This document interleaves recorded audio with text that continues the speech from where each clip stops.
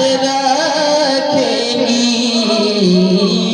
ऐसा जिक्र अली सुना होगा, ऐसा जिक्र अली सुना होगा। जे शेर वास्ते में इस कलाम का इंतखाब किया वो शेर पढ़ना है। इसने नारे का जवाब देना। नारे हैदरी, बुलंद आवाज में नारे हैदरी। शौक से मैं रजब की तेरा को,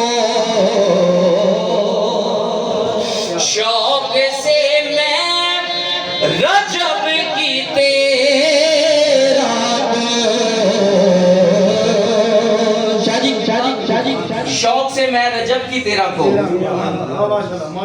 अपना घर बार यूं सजाऊंगा,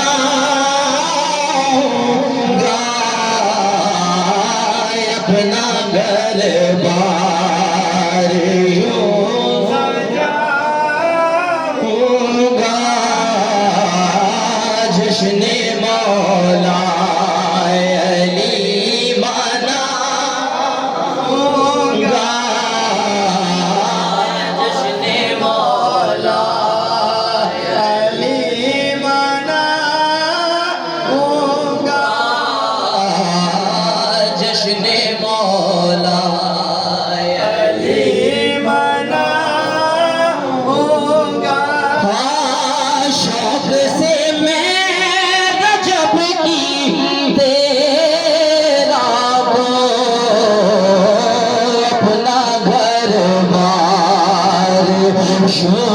सजा